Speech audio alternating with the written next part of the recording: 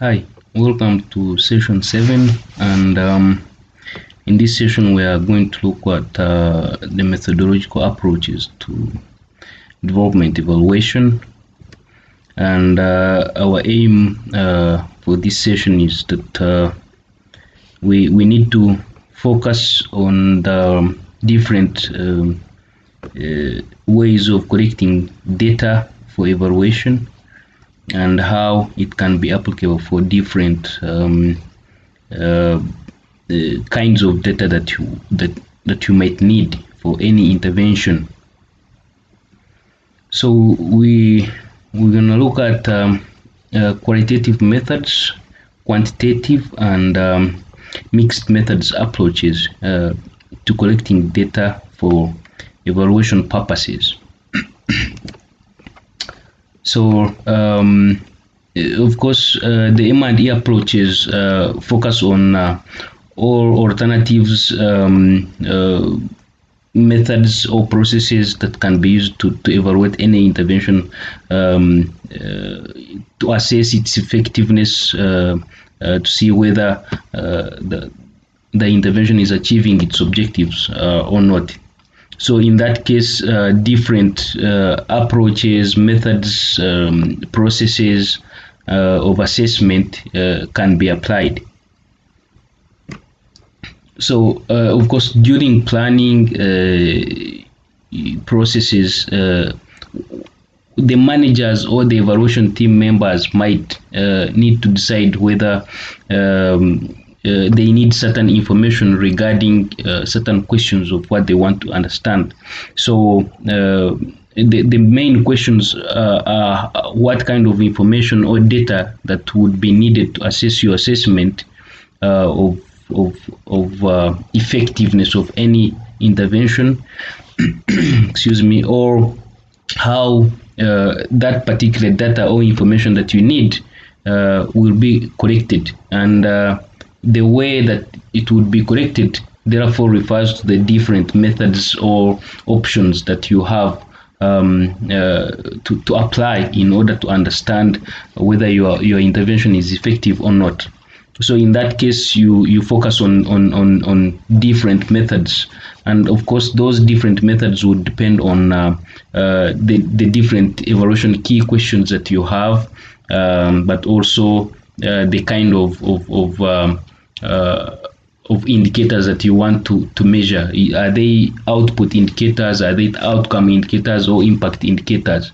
Are they qualitative indicators or quantitative indicators? So all those different kinds of indicators and questions will determine what kind of methods or approaches you would apply in order to effectively assess whether your intervention is achieving what it intended to do. Of course, like I just said, depends on the indicators, and any indicator equals to the variable, and it's those variables that you can use to determine whether certain changes have been made to create certain impact or not. So, and I said it could be quantitative or qualitative, and of course this can be guided by your logical framework or theory of change. And the theory of change or logical framework should be able to reflect what we talked about in the previous session. Should be able to reflect outputs, outcomes, and impact, and all those have different unique indicators, whether qualitative or quantitative, that can be used to measure whether certain changes as planned are happening. And so the quantitative indicators seek to measure in terms of numbers, percentages, or ratios of something. So in other words, they are numerical in terms. They are yeah, in numerical in that category.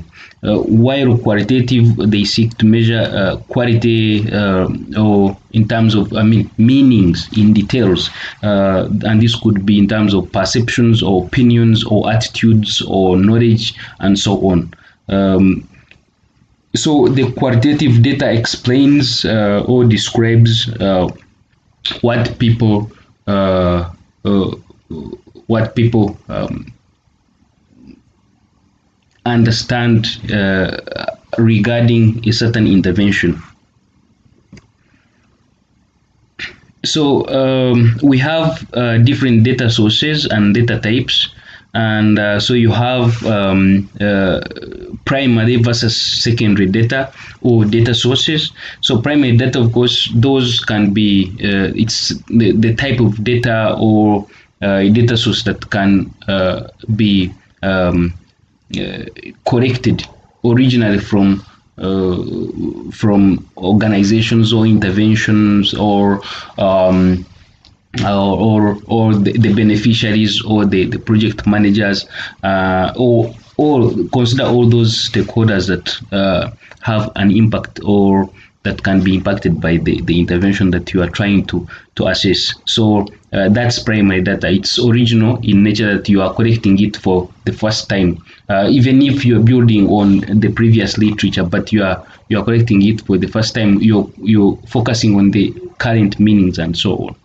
But then the secondary data is that there could be, for instance, records such as reports that you got from monitoring, and then you are using such information for your evaluation, or secondary data in terms of maybe you had some data that they already collected on the same kind of project but in a different context, and therefore you want to rely on that to be able to assess. So those, or it could be that maybe previously some people have already done some assessment on that project, but then you want to review or you want to make some kind of review to assess whether or how that intervention works. Okay, but you also have routine and non-routine data or data sources, and the routine could be, for instance, maybe every time pregnant mothers go to the health center to access an intervention that you have initiated, maybe they register. So it's through those registrations that you could get some information, or service statistics, or it could be regarding on how many have been able to utilize your services or the goods that you are providing. Maybe you were distributing mama kits to pregnant mothers and so on, and then you can now use the statistics that show how many mothers have picked mama kits to prepare for their labor. Then you have non-routine data, which could be done periodically, for instance, national censuses or facility surveys that are not done on a regular basis, or household surveys or demographic health surveys that are done by institutions within countries. So all these are types of data and data sources that you can use to evaluate your intervention. So there are factors, of course, that affect the process of data collection. One is the ease of data collection, and the ease could be in terms of flexibility, in terms of whether there is enough budget, or whether there is whether we have enough sources to generate the data that you want. So if you remember, for instance, when we were talking about real world evaluation theory, it kind of course relates to this, that you do evaluation or assessment of programs within the constraints of budget, time, and political constraints and so on. So it matters. The ease of data collection influences whether you should be able to apply certain approaches to get the data that you need. There is also unexpected events, of course. we do plan that we, as evaluators, that we are going to go in the field and evaluate using maybe interviews, maybe questionnaires or observations. But that's the ideal. But when you get to the actual to the field, you might find that there are some instruments, data collection instruments or data collection methods that may not apply to give you the right data that you want. So in that case, those unexpected events such as maybe cultural arrangements or traditional arrangements within the community where you're going, that itself can influence whether you're going to get the data as you had planned. So that's the ideal versus reality. Then the timing and of course frequency of data collection. How regularly do you want the data to be collected vis-a-vis, of course, the budget, for instance, that also matters. And then of course reliability, which can relate so much to the type of approaches, the type of methods, and the type of the tools that you're using to collect your data. So it's very important that while you are planning your M&E strategies and approaches, you need to put this into consideration.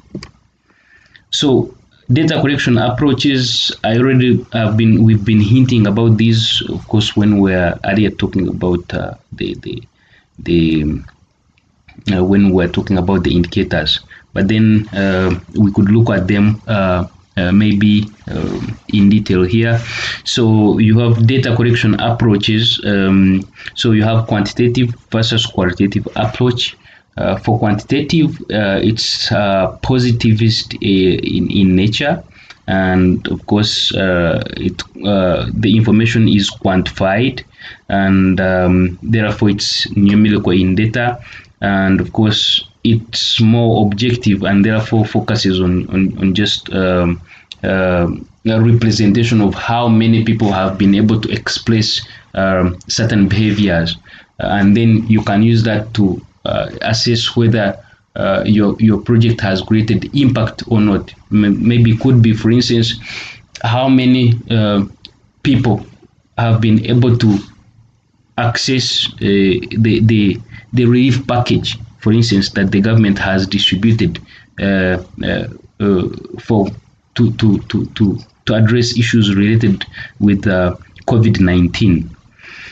Qualitative approach has to do it is interpretive in nature, subjective. Therefore, you ask your respondents to tell you details of how, for instance, they feel, or what they and how they understand or their knowledge about certain project aspects. Okay. So in that case, you're looking at and getting deeper understanding and details of what they of how they construe whatever you're trying to assess. And in this case, mostly qualitative is, of course, qualitative is in written form.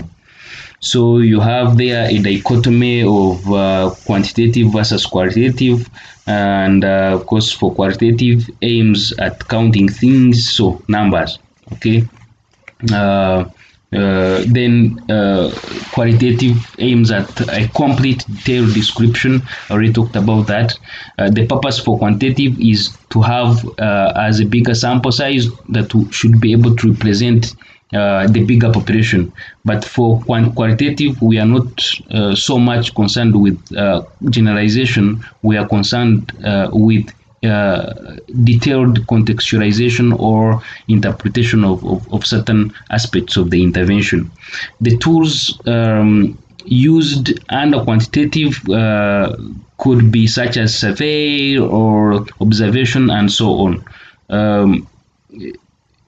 But of course, for instance, you have questionnaires and so on. For qualitative, the researcher does gather the data himself or herself by interviewing and, for instance, face to face, or observing how events are happening. maybe you want to see how, for instance, uh, uh, how maybe women are putting into action or putting into use the money that is being given to them for their economic empowerment. The output for quantitative is numbers and statistics, but for qualitative, the output is words, pictures, objects, and so on. And then, of course, for qualitative, the sampling usually looks at large numbers of cases using probability sampling for generalization purposes. But for qualitative, usually uses small numbers, but of course, not so much regarding on how many numbers, but so much focusing on the detailed experience of certain aspects of your intervention. The role of the researcher in quantitative tends to remain objectively, but the role of the researcher in qualitative is subjectivity. Subjectivity meaning that you have to you let the respondents give you everything. So in a way that it is inductive rather than deductive. Okay, so and of course the analysis is statistic for quantitative and then interpretive for qualitative. Okay, so there you go. Some weaknesses are there, and so quantitative has larger samples, and of course for representation purposes, and then it's easy to analyze. But the weakness is that you lack some details because numbers can't tell you everything. They are just numbers. And of course the data is reduced usually when it comes, for instance, to analysis and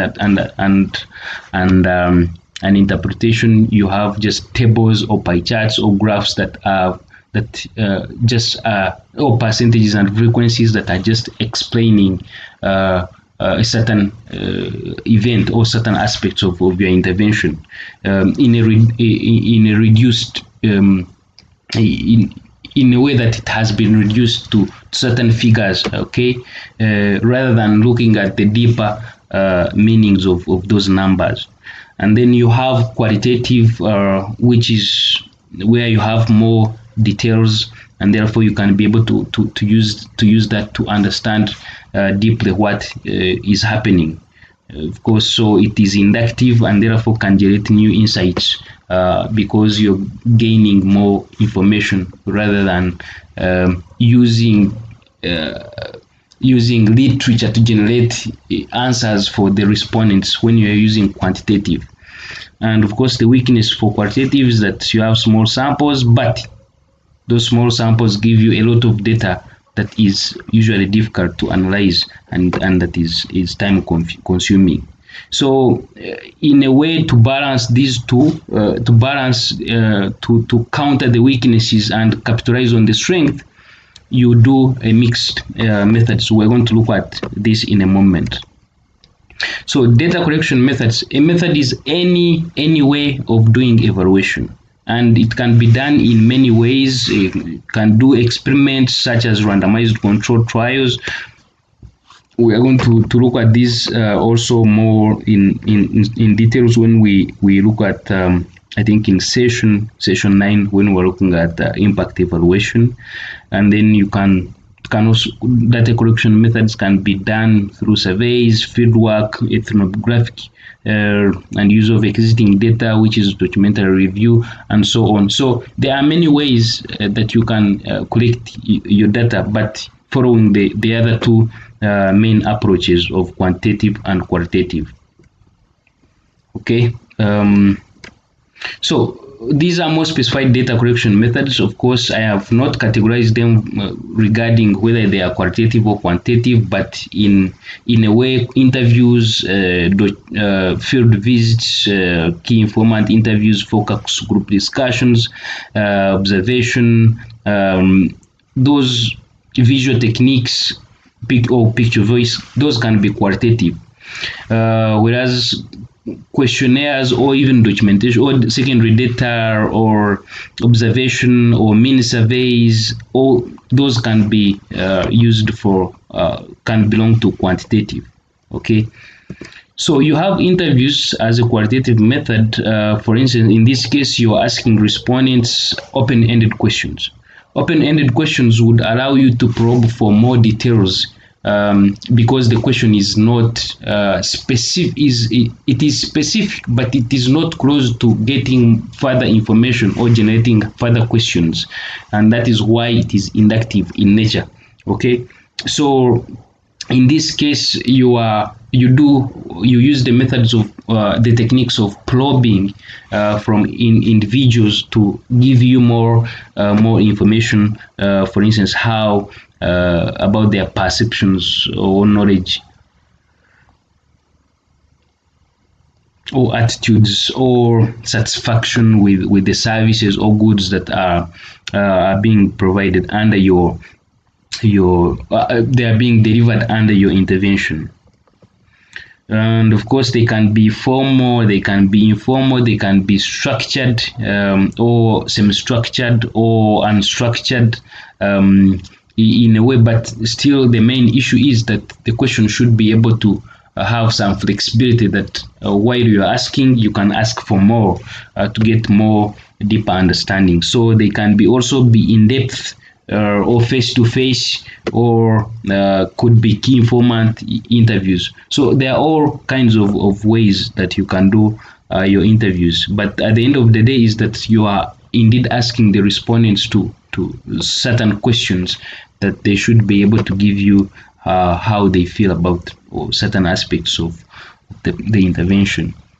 You can do interviews by questioning, by probing. You have to listen keenly because you need those details. Without listening, then you can't be able to produce quality data, or that would affect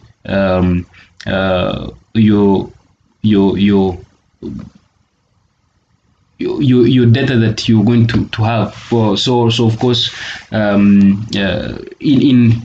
in quantitative way you would look at it as reliability and validity, but in qualitative we look at it in terms of trustworthiness of your data, credibility, dependability, transferability, and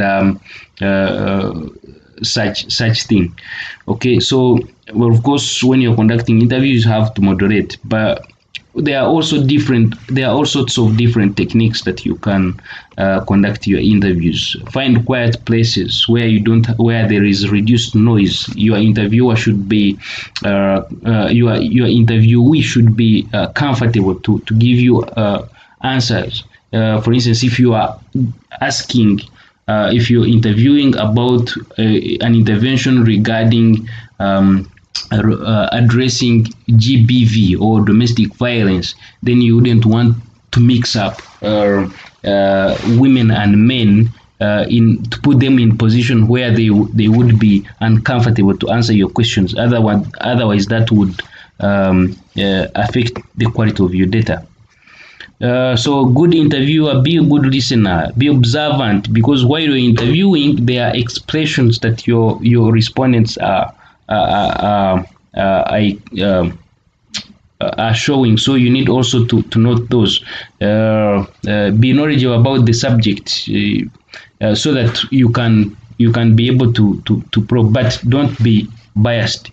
So in this case, you need to do some techniques of reflexivity, so that you can put aside, or critical thinking, so that you can put aside your judgments, your personal biases, because that can affect the type of data, how you will collect your data. Don't be judgmental, be culture sensitive, and competent enough, be ethical, be honest, and of course you stay focused. So maybe, yeah, we are when we meet our discussion, or in your own time you can have such discussion to look at the advantages and disadvantages of using interviews. Okay, questionnaires are of course quantitative and usually used for surveys, and they comprise of many questions that are closed-ended questions, whereby interviewer the questions and answers have already been determined. The respondents are just answering maybe by ticking or just saying yes or no or false or true or and so on. So for those who have done so, for instance, most of the questions are now, of course, regarding how, for instance, people feel. Maybe they are satisfied or not satisfied or unsatisfied, or maybe they agree or disagree or or not sure.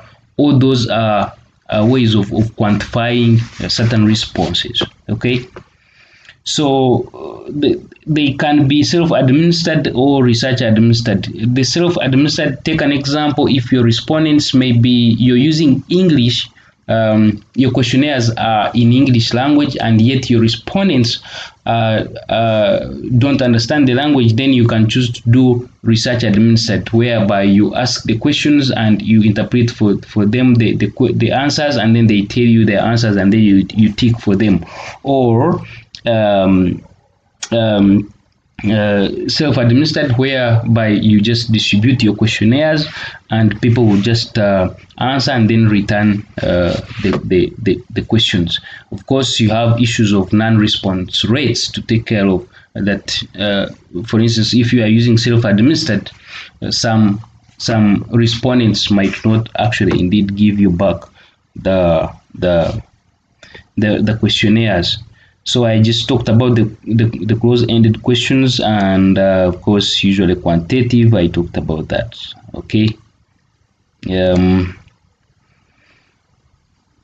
Advantages and disadvantages: that of course you have low costs in terms of time as well as money, because you just distribute and you go back to pick better samples, standardization, and of course respondent privacy, because you wouldn't know. And disadvantages: that the non-response rate I just talked about, that they might not return them, and misinterpretation, especially if you have not, for instance, pre-tested the questions to make sure that the respondents would be able to understand the questions that you want to ask, and of course inability to check for validity.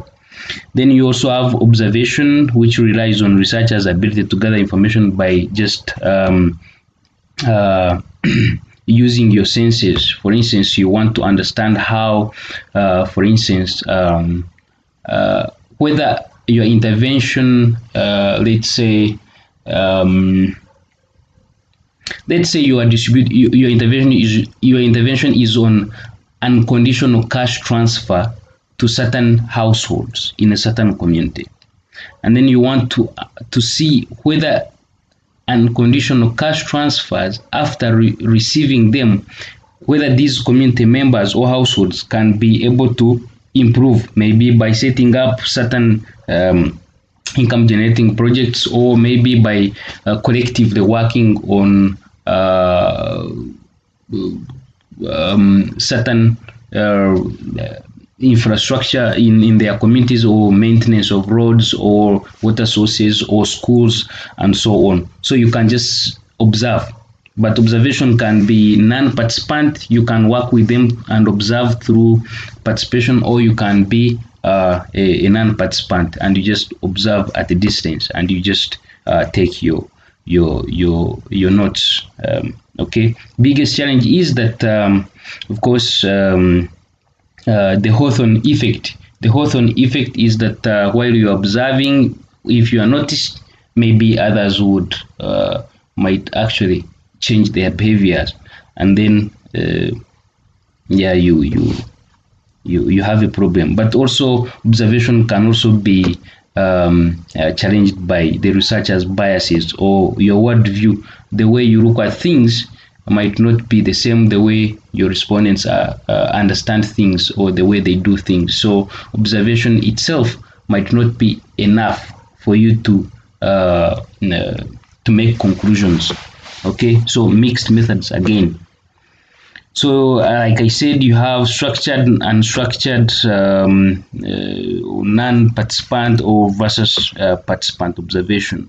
So, a non-participant is where you are not indeed being active with the respondents, but participant, you are being active and engaging with respondents, and then as you do, you are um, observing what is happening. Structured is where you've already determined what you want to observe. Maybe you have a checklist of the other aspects of the intervention that you want to or indicators that you want to assess.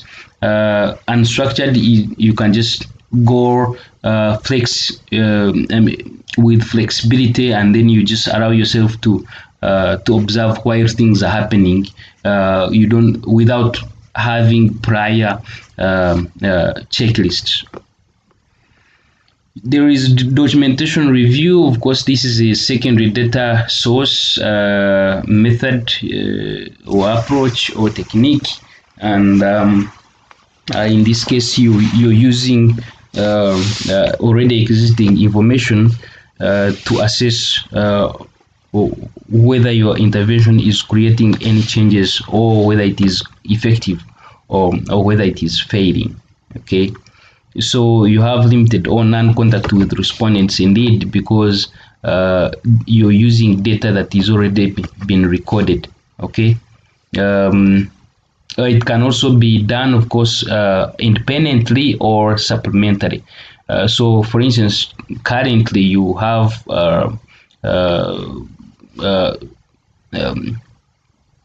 systematic reviews. People are using now scoping reviews. They are using realist synthesis. All those are ways of using documentation reviews. So the rest you can do more research about them. I mean, these you can do more research about the other methods such as case studies or visual techniques and so on. Okay.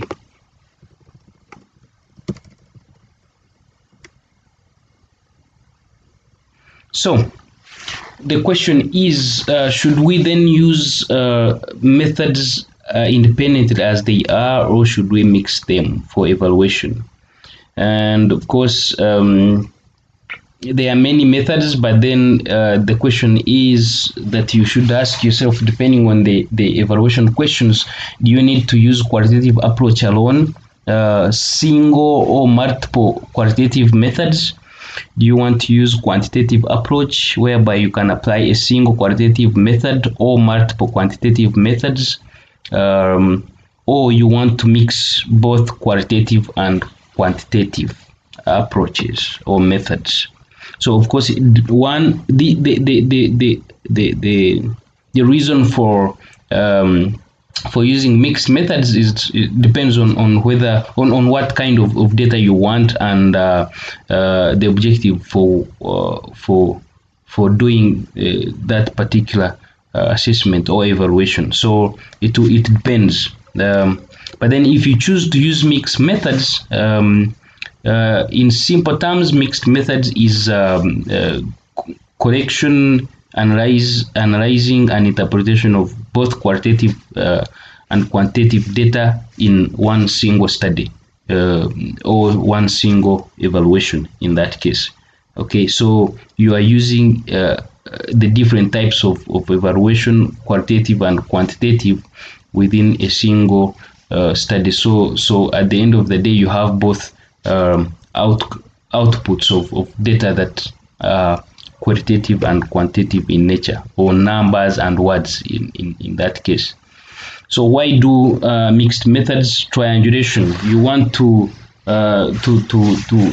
collaborate, or you want to correspond, or you want to enhance and know what you want to know, whether or to ascertain whether the data that you are getting from different individuals or from different data sources makes sense, all makes sense at the same time regarding what you want to evaluate. And we are going to look at triangulation in more details, or within the next the slides, from 38 to 41. But of course, so mixed methods helps in terms of initiation, because you discover new insights or new perspectives, but by looking at different data sources or data types or data methods. Complementary is that some methods can complement others in terms of what kind of data that they are giving. So in that case, they are enhancing the kind of data that you already got from other methods. It can also be developmental, because you can use results from one method to help you develop other methods or other results. Then you can also, of course, use one type of data, or one type of method to be able to get uh, to get more information. Okay, so here, of course, Piersman gives you more some more explanation, and for the purposes of combining data sources. So you're enriching in using qualitative data to identify issues about variables that cannot be, of course, gotten from other methods such as quantitative. So you can also use it for explaining. For instance, you use qualitative data to explain results from quantitative, because in quantitative you have only numbers, but then you need to explain if, for instance, only 70% have been able to utilize the water sources, the new water sources you distributed, or if they have been able on, or if only 50% have been able to use the solar panels you distributed, then the question would be, then why? So why can be answered using qualitative data. So qualitative data can help you to explain the numbers that you already have. It can also be, we can also do qualitative, mixed methods to for triangulation purposes, confirming or rejecting certain information that you are getting from maybe different individuals or different methods or different sources. Okay, but you can also use mixed method for purposes of examining certain hypotheses that you have set to test, or examining certain questions that you need to answer. So there are different types of mixed methods designs, or you can call them approaches or frameworks, if you will. So you have convergent parallel, you have explanatory, you have exploratory, you have embedded, you have transformative, and then you have multiple multi-level designs. So in convergent parallel design, you start with quantitative, you have quantitative data collection and analysis combined with qualitative data collection analysis, and then you follow up with interpretation. Okay, so do them at once at the same time, and then you do a follow up with interpretation, and then you can make your conclusions of your findings. For explanatory, you do quantitative. So you have explanatory sequential design, where you start with quantitative data collection and analysis, and then the information you get, you can use it maybe to expand by using qualitative data collection and analysis, and then you can interpret. Okay, so for instance, like I said, I talked about the solar panels. So your project is to distribute solar panels, and then you improve on power or energy or access. or use in a certain village. Okay, so you can collect data quantitatively in terms of how many people have been able to use the solar panels effectively, and then you follow it up with why certain individuals are using them or others are not using them, and then you can be able to interpret. Then exploratory sequential, you start with qualitative data collection, and then you build it to into quantitative. So for instance, you can ask about maybe you want to ask about maybe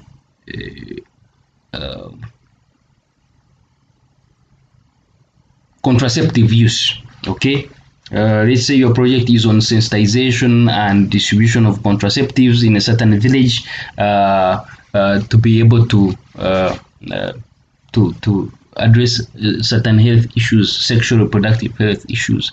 So you can maybe start with interviewing individuals and observe how many people are, and you can start with interviewing people about their knowledge, perception, or attitudes about the services that you are giving through this your intervention, and then you build on that to generate certain questions and answers that now can be built into a bigger sample for representation purposes. Okay, and then you can come up with your interpretation of findings.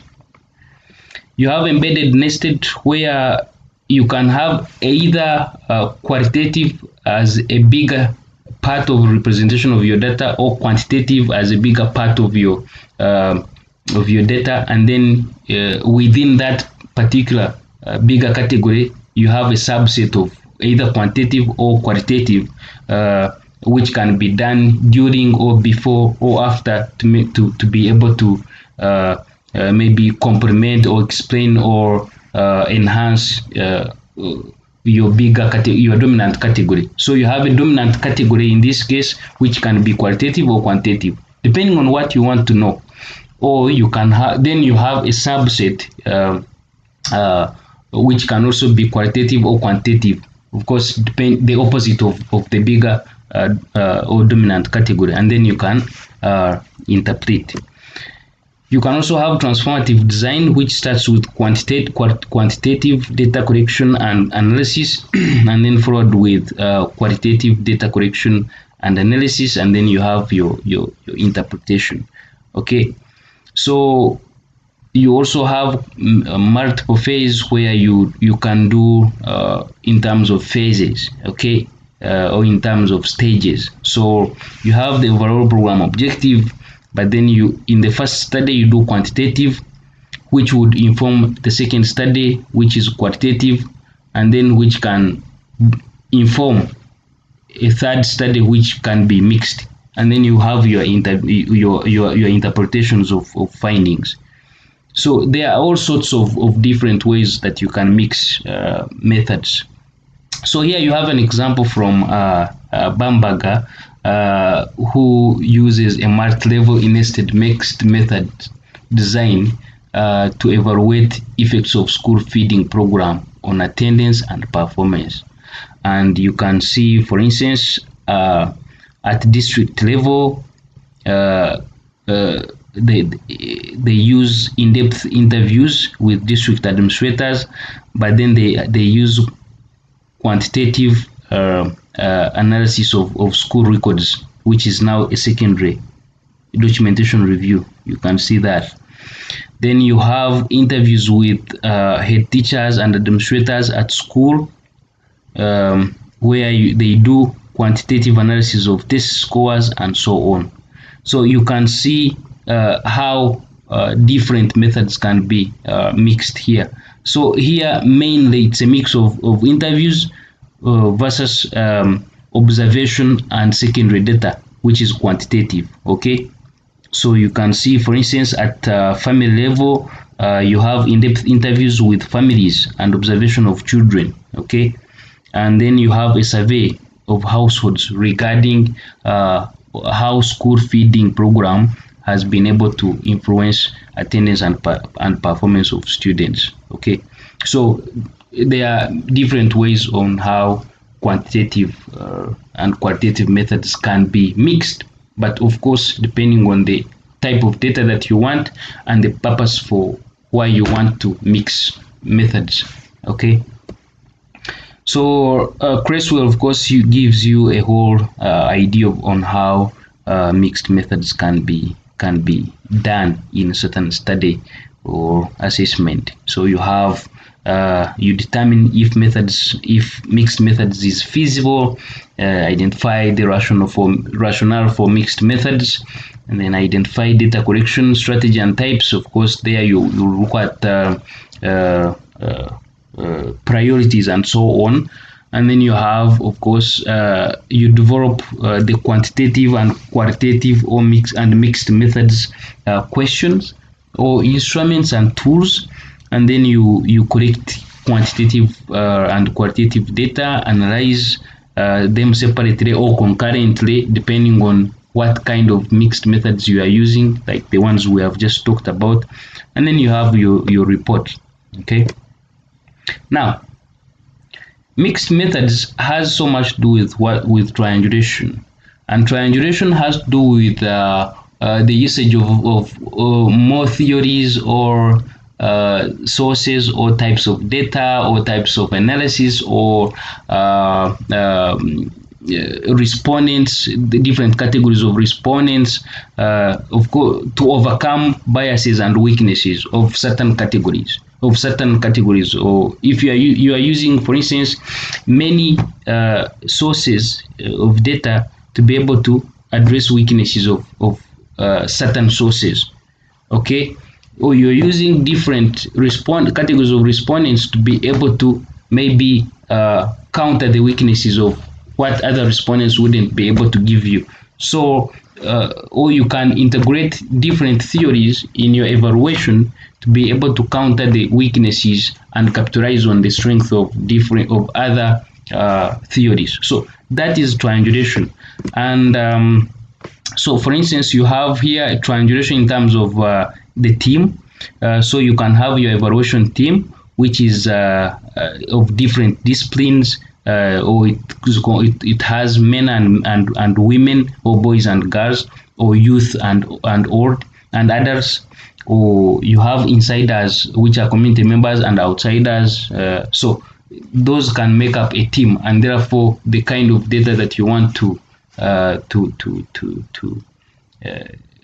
collect can be enriched in terms of who participates in collecting that data. It could be triangulation also in terms of sources to cater for diversity, so events or processes or places or the kinds of people that you are getting your information from, or it could be documents and so on. Could be triangulation in terms of tools and techniques, interviews, questions, or diagrams, or so on. So don't look at it as in terms of course, here it's the illustration depicts a triangulation, a triangle some kind of, but it does not necessarily mean that triangulation means that you have to specifically use, for instance, 3 types of data sources or 3 types of tools. No, it's only a depiction of what we mean by applying the different theories or methods or different people and data sources. That's what we mean. So there is, of course, a need to match the needed data with appropriate methods, and it is very important. For instance, here you have an example of key questions, and then the different types of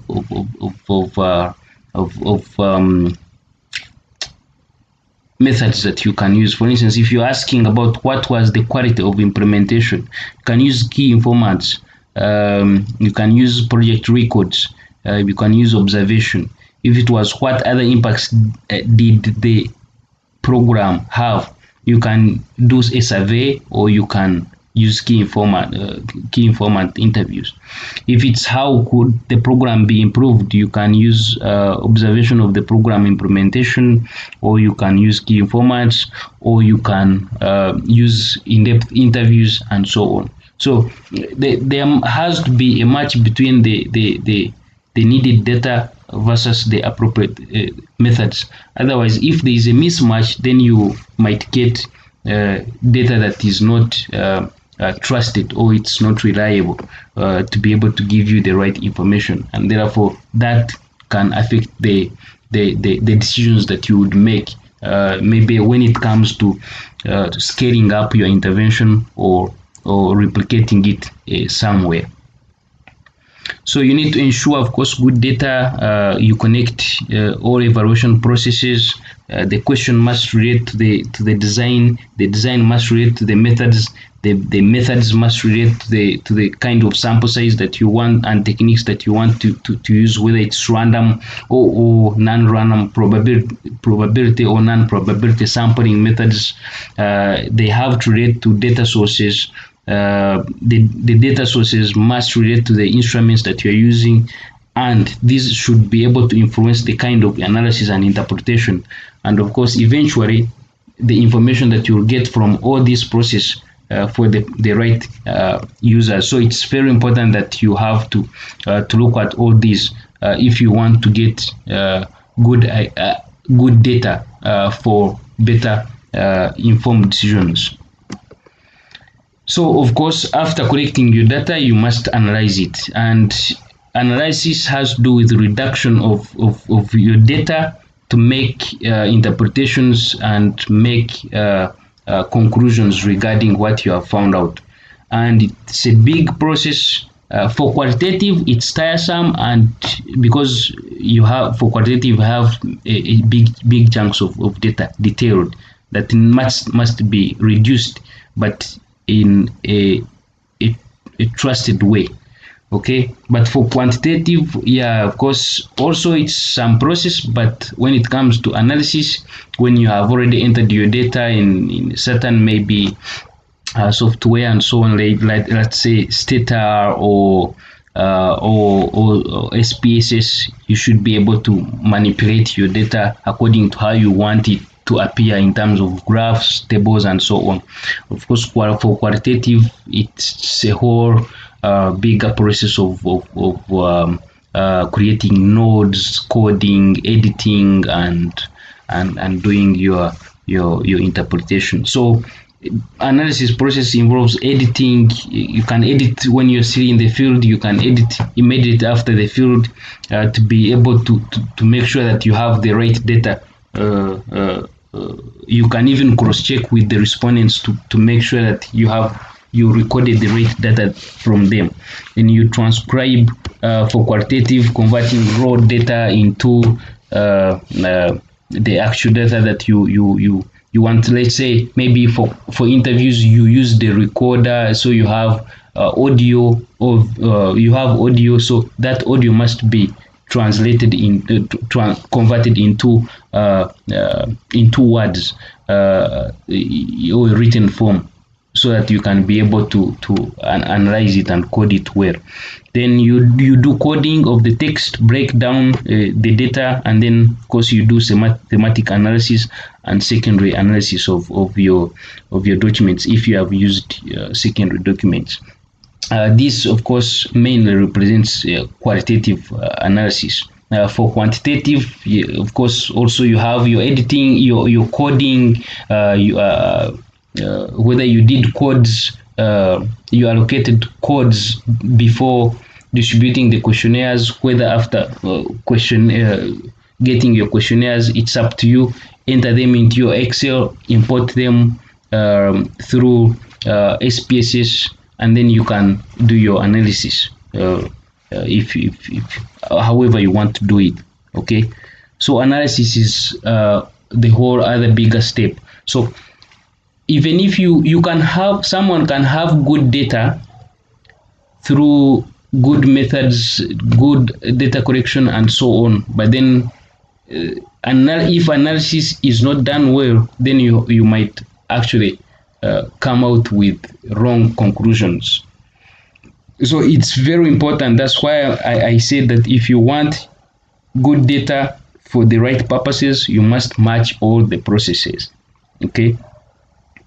But if you have done wrong, you have collected poor data from wrong sources, even if you are good at analyzing, the data would still be poor because it was collected poorly. Okay, so it's very important to match both your data collection and do your analysis well. So you can watch this video for further explanation on how to match your data collection and analysis. So here you have your sample question for discussion. Perhaps we can use it for our own during our discussion. So it's assume you are a lead. You are a leader for a certain evaluation. You are a certain evaluation team, and an organization want to consult you to evaluate a certain project regarding empowering households through an income generating project. Think of any income generating project and then describe it and then explain how you might apply certain data collection methods, and why would you think of applying those, or why do you think those are relevant for that particular assessment, and then what kind of data collection methods you'd use in that case. Yeah, would you use qualitative or quantitative, or would you use mixed methods? And what kind of data collection methods would you use in that case to represent either qualitative or quantitative or mixed, depending on what you have selected to apply in your number one. Okay, so here you have some reading resources that could help you to understand more of what we just discussed. So that marks the end. Thank you.